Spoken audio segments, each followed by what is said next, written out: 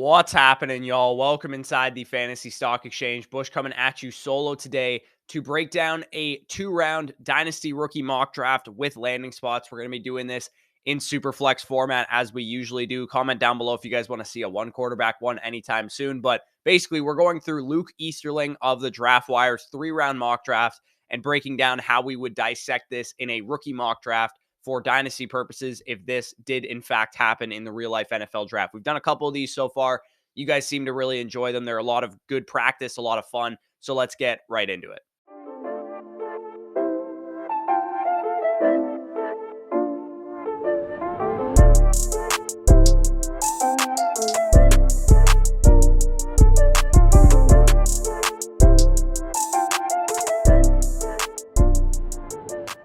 All right, so I'm going to throw Luke's mock draft on the screen. You guys can see I've kind of color-coded the landing spots by first round, second round, and third round. You could see CJ Stroud went first overall to the Panthers. Bryce Young went second overall to the Texans. Anthony Richardson fourth overall to the Colts, so on and so forth. This Will Levis pick going seventh overall to the Raiders may not happen now since they signed Jimmy Garoppolo, and I'll kind of touch on some free agent signings throughout this video as well, but I'll probably do a free agency recap video on like Thursday or something when we get some more concrete news about where players are going. So we're going to start this mock draft as we always do with Bijan Robinson at the 101. In this mock draft, Bijan Robinson went 18th overall to the Detroit Lions. I think this would actually be one of the better landing spots that he could go to. Of course, everybody wants him to go to the Eagles or, one of these better teams like the Bills or the Bengals or something like that. But I think Bijan going to the Lions would actually make a ton of sense. He'd be a great fit in that offense. And DeAndre Swift sounds like won't be retained after this. I'm assuming Jamal Williams will have left in free agency if they were to draft a running back in the first round. But Bijan goes 18th overall to the Detroit Lions. Therefore, he is the 101 in this draft. Then we have the tier of quarterbacks, right? For me, 102 to 104 is all three of the top three quarterbacks, CJ Stroud, Bryce Young, Anthony Richardson. CJ Stroud is currently the favorite to go first overall, so I do think CJ Stroud to the Panthers is going to be a popular landing spot for us to dissect and for us to talk over, as is Bryce Young to the Houston Texans, because he is probably the consensus QB1 in the class. I think, at least in my opinion, he should be. And CJ Stroud, for whatever reason, just is the betting favorite. I guess Carolina must have leaked some information at the combine. Anthony Richardson going fourth overall to the Colts. Definitely a great landing spot for Anthony Richardson, which would definitely put him in conversation here for me at 102. I think if you wanted to take Anthony Richardson at 102, this is like the type of scenario that would need to play out for me to even consider it, where you get CJ Stroud going to a subpar landing spot with a DJ Moore-less Carolina Panthers situation. Bryce Young, probably not the greatest landing spot for him either, because Houston doesn't have a lot of pass-catching weapons, but he does go to a great scheme with D'Amico Ryans there, bringing in like a 49ers type of offense. I think Bryce Young would be a perfect fit for that type of scheme. And then you get Anthony Richardson, who goes to the Colts here in this situation with Shane Steichen, who came over from Philadelphia, who obviously just developed Jalen Hurts into, hopeful starter to MVP candidate this past year, and a guy who started and played extremely well, scored 3 rushing touchdowns in the Super Bowl. So I do think Anthony Richardson would be in legitimate consideration in this type of scenario, but I am still going to go with Bryce Young. He is my QB2, and I don't think that, or he is my QB1, my 102 overall, and I don't think that Houston is that bad of a landing spot, especially when you see what they do for the rest of the draft, because they are going to add some help around him.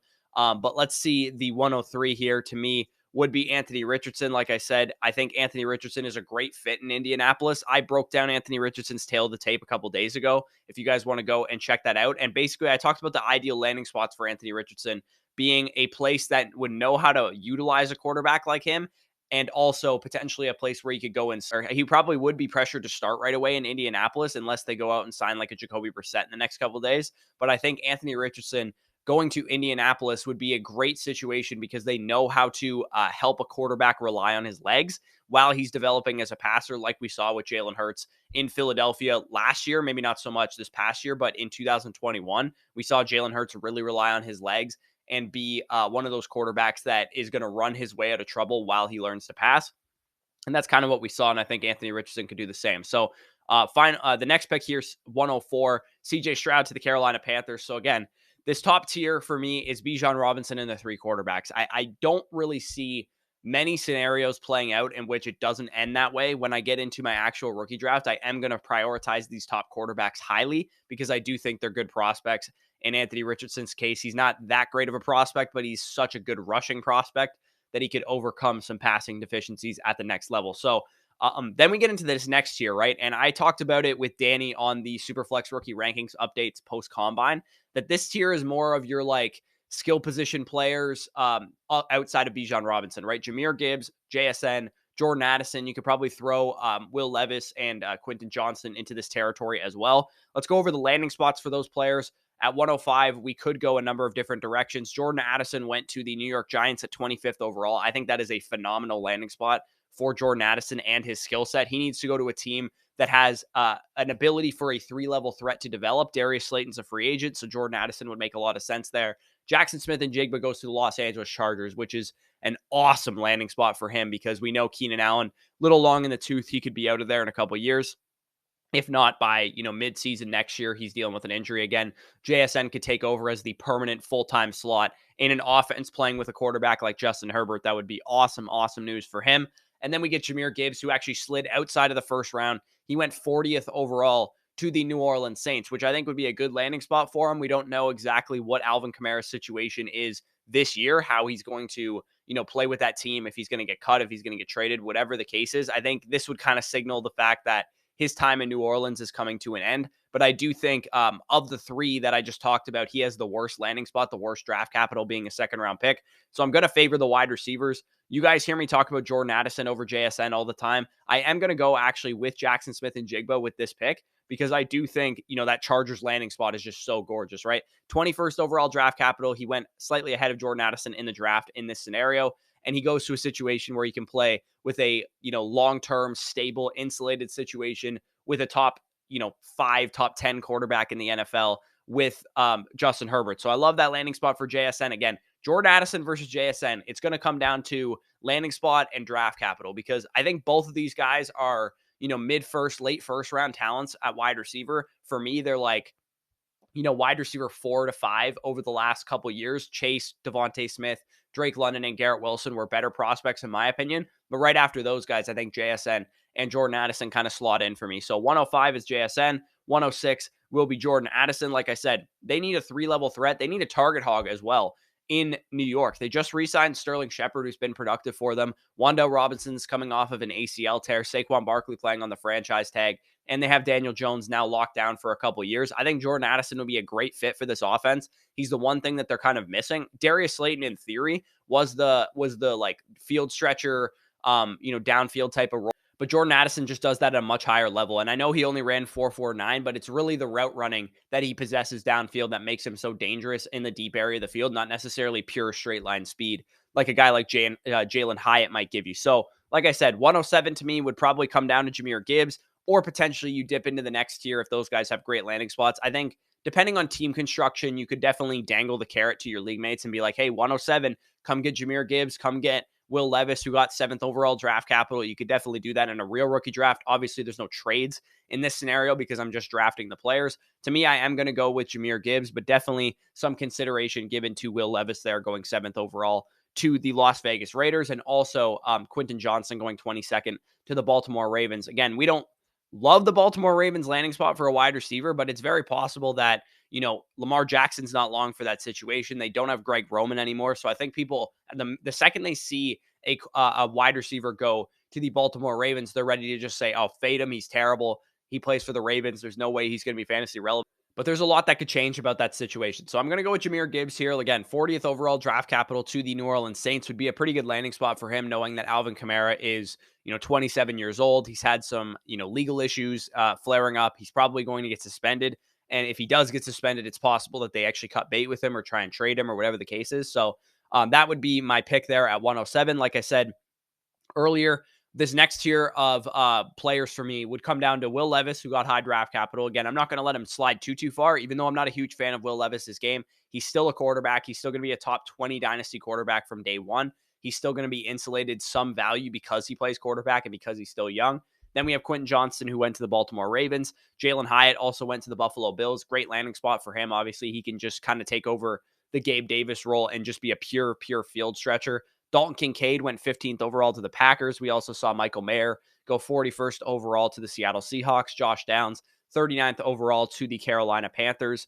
And some other guys, some running backs, go a little bit later in the draft. We saw Zach Charbonnet go 91st overall to the Buffalo Bills. Now, he would be in consideration, but 91st overall is third round draft capital. So in theory, I think Zach Charbonnet, pound for pound, is a better prospect at his position than what Will Levis presents at his position. But I cannot take a 91st overall third round draft capital running back over a quarterback that went 7th overall in the NFL draft. So I'm going to take Will Levis here with the 108. I think he actually would fit the Las Vegas offense very well. Now, we don't know if this mock was made before the Jimmy Garoppolo signing, after the Jimmy Garoppolo signing, but either way, I do think Will Levis, despite being an older prospect, does need a little bit of development in terms of his accuracy and his passing mechanics downfield. So it actually would give him the opportunity for Jimmy Garoppolo to start right away and Will Levis to come in at some point, maybe during his rookie season or as a second-year player, whatever the case is. I think Will Levis to the Raiders actually makes a lot of sense. I think Anthony Richardson would make a little bit more sense because he needs more development. He's a little bit younger, but I do think Will Levis is a fine pick there. Then this next pick, again, Quentin Johnston went first round, 22nd overall to the Ravens. You want to pass on Quentin Johnston to the Ravens just in favor of a great landing spot running back like Zach Charbonnet, who went in the third round. I'm not going to do it. I'm going to take Quentin Johnston here with the 109. Again, a good prospect, a guy that's probably going to still test pretty well at his TCU Pro Day coming up. Quentin Johnston is a 3-level threat. He can affect the game on design runs, on design plays. He can affect the game in the middle of the field. He can affect the game deep with deep speed and contested catch ability. So Quentin Johnston going to the Ravens would make a lot of sense. They just need wide receiver help. I know it's not a very promising situation at the current moment if Lamar Jackson doesn't want to play there. If Lamar Jackson is not long for that situation, maybe that's a good thing for the pass volume of this team. But we know that Todd Monken is coming in now. We know it's not Greg Roman's offense anymore. And Todd Monken, this is his new Mike Evans, right? He worked with Mike Evans in Tampa Bay. He worked with George Pickens at Georgia. This type of guy that he has for this offense is the guy that stretches the field, and QJ can definitely do that. So let's get into the 110 here. Like I said, Zach Charbonnet would definitely be in consideration. We'd also have Jalen Hyde in consideration, given that he got first-round draft capital, given that he went to the Buffalo Bills as well. I'm pretty caught here. Again, I'm going to just go with the process pick and take the first-round wide receiver over the third-round running back. So I'll take Jalen Hyatt there to be the new field stretcher for Josh Allen. We know Josh Allen has a big arm. Jalen Hyatt can run very fast, and he's also very explosive, as he showed at the NFL Combine. 111 is where Zach Charbonnet, though, is going to hear his name called. He's going to go off the board there. We grabbed 2 back-to-back Buffalo Bills. I think with Zach Charbonnet, you're kind of getting what they wanted out of Zach Moss, which is a big physical running back to take away goal line work from Josh Allen, except Zach Charbonnet is actually a good player, and he's actually a good enough athlete to be dynamic at the next level, and he can contribute as a pass catcher as well. I think bar none, he's the third best running back in this class, and I think there's a conversation point between him and Jahmyr Gibbs at face value over who's the better prospect. But I do think, with Jahmyr Gibbs, you're getting a guy that is guaranteed to go with top 50 in the NFL draft, where Zach Charbonnet in this scenario falls to the third round. So that's the difference between the two guys. But if Zach Charbonnet went 41st overall and Jahmyr Gibbs went 40th overall, I would say it's a legitimate conversation and they could come off the board in back-to-back picks. So Zach Charbonnet is the 111 there. Let's close out the first round. We have a number of different options, right? We have these tight ends that went in the first round. Dalton Kincaid went 15th overall to the Green Bay Packers. Darnell Washington went 27th overall to the Cincinnati Bengals. Obviously a great offense that he's going to there. Josh Downs went 39th to the Carolina Panthers. Michael Mayer, 41st to the Seattle Seahawks. Zay Flowers went 46th to the New England Patriots. And he is actually going to be my pick here because I love this fit. I know everybody's like obsessed with not wanting a New England Patriots wide receiver, but if they're going to draft a wide receiver, it should be a guy that is a guy that's going to develop over the middle and a guy that's going to get a lot of targets the way that Jacoby Myers has in years past. It sounds like they're going to lose him in free agency. He hasn't officially signed as I'm recording this right now. Maybe he has signed by the time you're watching this, but Zay Flowers is a guy that could take over that slot, be a dynamic playmaker for Mac Jones. Mac Jones is still a good quarterback. I feel like everybody's given up on Mac Jones because of some bad reports that have come out, but we're forgetting we're like a year removed from him being the best rookie quarterback, including guys like Trevor Lawrence, who obviously look like much better quarterbacks at this point in time. So if you give him a shifty slot receiver over the middle, I think this would be the way to imagine this is if you put Jahan Dotson or Elijah Moore on the New England Patriots. Would you be interested in those guys? Because I think Zay Flowers kind of exemplifies that same type of profile. And another guy that is kind of in the same cut from the same cloth as Josh Downs, who goes to the Carolina Panthers in this scenario at 39th overall. CJ Stroud needs weapons, right? They lost DJ Moore. They only have really Terrace Marshall, who hasn't proven much. They have a bunch of other rando guys. They'll probably sign some free agent wide receivers. But to me, Josh Downs is just a great prospect. You look at him, top to bottom from an analytics perspective, aside from his size at 5'9", 172 pounds or whatever he weighed in at the combine, he has the target share, 38% target share as a true sophomore with Sam Howell. Followed that up again with like a 28% target share with Drake May. Josh Downs has a great profile for a day one slot receiver stud at the next level. And CJ Stroud threw a lot to his slot receiver, especially as a sophomore, to Jaxon Smith-Njigba, who led the team in receiving. So he's very comfortable throwing over the middle of the field. And I think Josh Downs would be a great fit in that offense. So now we get to the 2-2. Like I said, the running back position is, I think, talented in this draft class, but it is not the type of position that I'm going to elevate over, first round tight ends potentially, or second round wide receivers, because a lot of these running backs got day 3 draft capital or round 3 draft capital, right? The only running backs that got drafted in this mock draft, this 3-round mock, are, like I said, Bijan, Jahmyr Gibbs, and Zach Charbonnet. We also had Devon Achane go 62nd overall to the Philadelphia Eagles. We saw Tajay Spears go 77th overall to the Miami Dolphins. We also see Zach Evans go 96th overall to the Cardinals, and Chase Brown go 100th overall to the Giants. So even though Chase Brown is rated in this area, for me, he's my current RB4, going 100th overall to the Giants behind Saquon Barkley, at least for the franchise tag deal, it's going to slide him down the board quite a bit. I'm kind of banking on Chase Brown going a little higher than that, maybe in the early third round type of area, and then I'd be willing to take a shot on him here at 2-2. But to me, I'm actually going to go with a guy that I think is just, locked and loaded to a high volume type of role right away. And I'm going to take Dalton Kincaid here, who goes to the Green Bay Packers in the first round with the 15th overall pick. Now, Kincaid, a guy that's a senior, but he was very productive this year, PFF highest receiving grade of any tight end in the country. Getting 15th overall draft capital means that Jordan Love will probably rely on him early. The fact that you just have really Christian Watson and some other guys there, Romeo Dobbs and stuff, to compete for targets with over the middle, Dalton Kincaid could definitely do a lot of work for the Green Bay Packers. So I like that pick there at 202. At 203, I think I'm going to go with Devon Achane, who went 62nd overall to the Philadelphia Eagles. Now, some of you guys might, see the Eagles landing spot, see second round draft capital, elevate him all the way to like 109, 110, 111 in your rankings. To me, I'm lower on Achane. So while this does help his situation, because he would go to a situation where he can be efficient, he can just, do what he does best, which is break off big runs and provide explosive plays to an offense that already is going to have plenty of explosive plays through the passing game and through their quarterbacks rushing. I think Devon Achane's a great fit. I just think that he's kind of a one-trick pony as a prospect, right? He's just a speed guy, a guy that could contribute as a receiver, but he's not really going to make you miss. He's not really going to go through you. And 5'8.5" or whatever he weighed in, 188 pounds, is just a very, very small size profile to expect a guy to command more than 10 to 15 touches, 15 to 20 touches at the absolute most, unless he adds some weight in the NFL. So a great player, a great, piece for a backfield, but I don't think we're looking at, the Eagles' workhorse running back by any means. I just don't think the size is there for Devon Achane. So again, looking back at the board, do we have any other first rounders? Just Darnell Washington to the Bengals at 27th overall is the only remaining first rounder that we have. We also then have Michael Mayer to the Seahawks at 41st overall. We have Luke Musgrave to the Dolphins at 51st overall. Tyler Scott, the Cincinnati wide receiver, goes 58th to the Cowboys, although I'm not extremely high on him. And then obviously our fantasy darlings that we know and love, Tajay Spears going 77th to the Miami Dolphins. Like I said, Zach Evans 96th overall to the Arizona Cardinals, and then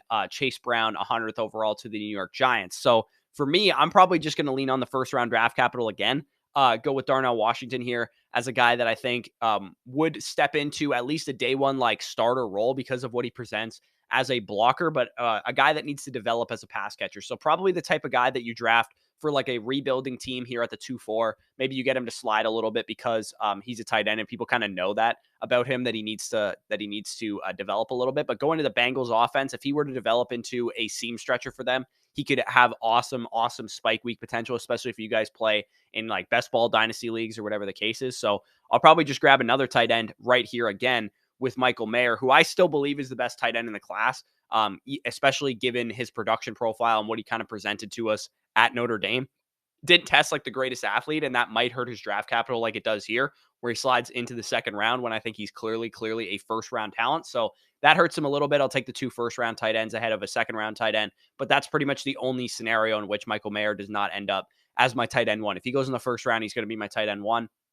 So let's get into the next kind of tier of players here. Like I said, Zach Evans, Tajay Spears, some of these other dudes here. I'm just looking through these landing spots. There's not a ton of them that I absolutely love.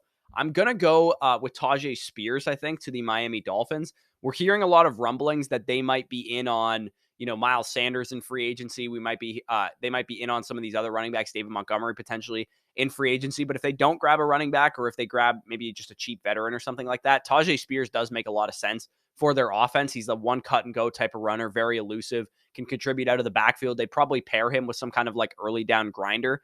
Maybe they just hold on to a Jeff Wilson type or something like that. But I think Tajay Spears would actually be a great fit for the Dolphins offense. So I'm, for what it's worth too, I'm not going to grab anybody that was not selected in the mock draft, just for ease sake, so we know where the landing spots are. Even though Tank Bigsby is a guy that I really love, even though, Sean Tucker's a guy that I'm higher on, Kendre Miller is a guy that I'm higher on, Roshan Johnson, I really like these guys in this second round area of the draft. They did not get selected in this 3-round mock draft. So if we can find some 7-round mocks to do, that'll definitely make it a more accurate representation of how to value these guys, especially if they go on day 3. But for me, I'm just going to evaluate the guys that got drafted in this mock draft. So we're here at 2-7. I love Chase Brown. I got to pull the trigger here. I don't love the landing spot. Like I said, he goes 100th overall to the New York Giants in this scenario, at least for his rookie season. That means he would be the handcuff to Saquon Barkley, and that's pretty much it.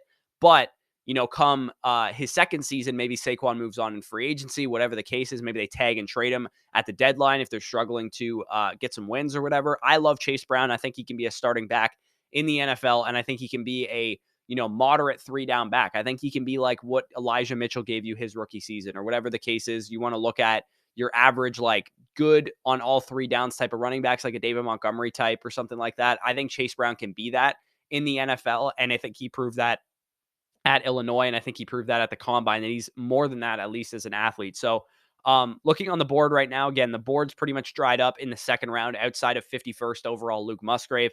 I'm not a huge fan of Luke Musgrave's production profile. At least with Darnell Washington, we had a guy who was stuck behind, Arik Gilbert and Brock Bowers at Georgia for an offense that barely throws the ball. With Luke Musgrave, he played for a team that aired the ball out and had no target competition and still managed to not produce anything. So I know he's a great athlete, but to me, he's just a pure athlete at tight end. And to me, that needs to be a 3rd-round pick. I don't think I can take a guy like that in the 2nd round. So I'm looking at the board right now. Don't love pretty much anything that I see at the moment. So I'm probably just going to go back to the running back pool, because I think the running back position is pretty deep in this class in general. So I'll take Zach Evans here, who went 96th overall to the Arizona Cardinals. He weighed in small, right? At the combine, I said he was a big-time loser because he came in 5'11", 202 instead of the 212 pounds that he was listed. It's possible he was slimming down to run fast at the NFL combine, but for me, the fact that not only did he slim down and weigh in undersized at 5'11", 202, we're talking like a 27.5 BMI, which is not good size for an early down running back with Zach Evans' skill set specifically. He's a very seeks out contact type of dude. If he's going to play at 202 pounds, that's going to be a bit of a problem for him. But I don't mind the fact that you get him here with 3rd-round draft capital. And if he does play a little bit heavier than 202, then he should work out at that point in time. So 209 here. We're on the board. We're probably going to have to take some shots on wide receiver prospects. I don't love the depth of the wide receiver class here. Once, the guys that I have off the board, JSN, Addison, QJ, Hyatt, Zay Flowers, and Josh Downs are on the board. I don't really want to touch another wide receiver until like the late 2nd, early 3rd round. And I don't really care what kind of draft capital they get, because the class is just not all that good. Even though we get, like I said, Tyler Scott here with 2nd-round draft capital. Cedric Tillman went at the top of the 3rd round to the Texans at 65th overall. Marvin Mims went 71st overall to the Saints. Rashee Rice went 72nd overall to the Tennessee Titans. We got Jaden Reed going 78th overall to the Green Bay Packers. Jonathan Mingo, 87th to the Vikings. These guys just aren't that great of prospects. Trey Palmer went 95th overall to the Kansas City Chiefs. These guys are interesting, I suppose, but they're not that great of prospects. So I'm actually going to go with Cedric Tillman here. He had an injury-riddled season this year, and that caused Jalen Hyatt to be the more productive dude. But Cedric Tillman was the guy his junior season, and I think the Houston Texans need some weapons, and I think he can provide them with some much-needed size in that receiving core as well. So I like Cedric Tillman there, 65th overall to the Texans. Probably going to rattle off another receiver here with Marvin Mims, who went 71st overall to the New Orleans Saints. He kind of fills the role that Deontay Hardy left behind, where he could be like the shifty slot receiver to go along with Chris Olave and potentially Michael Thomas if he's able to stay in-house as well. But I like Marvin Mims' production profile, so I think he's worth a shot here at the 210. At this point in the draft, I'll take the draft capital of Tyler Scott, who went 58th overall to the Dallas Cowboys. I'm actually not sure if Tyler Scott is even on Sleeper's database. There he is. Tyler Scott, wide receiver from Cincinnati. He goes 211 for me for the Dallas Cowboys. They need a field stretcher in that offense, and I think Tyler Scott can provide them with that role. So the final pick of this mock draft, again, Tank Bigsby, Sean Tucker, Kendre Miller. I would have taken these guys over some of these wide receivers. Even if they got 4th, 5th round draft capital, I think they're better prospects. And I would probably have taken them over those wide receivers. But for me, we got one last pick here in this mock draft. We got to make it count. Hendon Hooker, also in consideration here, going 81st overall to the Detroit Lions. I think he's probably actually going to be my pick because I don't love these wide receivers. At least give me some quarterback value here. I don't think I would make this move if I was Detroit because you already have Jared Goff. To me, Hendon Hooker is not really going to develop into anything better than what Jared Goff already provides you. So if you're going to take a shot on a quarterback, it should be an upside swing. And it should be Anthony Richardson if you're going to go after a QB or a day one starter like Bryce Young, CJ Stroud, or potentially even Will Levis if you really believe in him. But I wouldn't make this move. But 81st overall draft capital, 3rd round draft capital for a guy that potentially could have heard his name called at the end of the 1st round or the top 50 or whatever, had he stayed healthy and not torn his ACL at the end of November with the Tennessee Volunteers like he did. But Hendon Hooker here goes 3rd round to the Detroit Lions. It's a great situation. If he has a shot to start for that team, he could definitely pay off, even though he's, I think, more of like a game manager type, Jacoby Brissett, Teddy Bridgewater type of quarterback. If he gets starting opportunities and starting reps in an offense with Amon-Ra St. Brown and Jameson Williams, Bijan Robinson, who was selected 18th overall in this draft to the Detroit Lions, he could definitely become a great quarterback. So that is the end of the video. If you guys enjoyed, leave a like down below, subscribe to the channel if you are new, comment any of your thoughts down below as well. If you missed yesterday's announcement as well, make sure to check out flockfantasy.com and use the promo code FSE or click the link in the description to get 30% off of any of the packages. We are permanently moving our Patreon over to Flock Fantasy, partnering with Mason from the Fantasy Football Flock, Zach and Madake from Fantasy Land and Dynasty Land, and then Pierre and Chris from Fantasy Endgame to bring you basically 4 patrons or 4 Patreons from 4 different YouTube channels that you guys probably all know and love, all wrapped into one website subscription. Very affordable. Definitely go check it out. Like I said, use the promo code FSE. And if you do so, fill out the Google form in the pinned comment by the end of this week, and we will draw names for our listener league. So a lot of you guys are always asking how to get into listener leagues with us. We are starting one listener dynasty startup on Saturday, probably, or on Sunday, and we're going to draw those names on Saturday. So make sure that you're checking out the new site to make sure that you get actual entrance into the listener league. 2 entrants goes to Mother Flocker tier signups and 1 entrant to Flocker tier signups. So definitely check that out. There's not a lot of people that have signed up so far, so you have a very good chance of winning a listener league spot to play in a league with me and Danny. Will of course be giving away 10 spots to those of you guys that feel obligated to sign up. Also check out our other sponsors as well. Aura, for the best cybersecurity that you'll ever need. Go check that out. Link is down below in the description to get a 14-day free trial. Really appreciate them for sponsoring the channel as well. And make sure to check out Underdog Fantasy. As always, use that promo code FSE when you sign up, and you'll get 100% back on whatever you put in. You can do some big board drafts right now. If you guys are fans of other sports, MLB has some promos going right now that you guys can check out, and I'll throw that on the screen for you. And then also NBA is going fast and furious with DFS tournaments as well. So check out all that stuff as I mentioned. But with that being said, peace out, and we'll talk to you soon.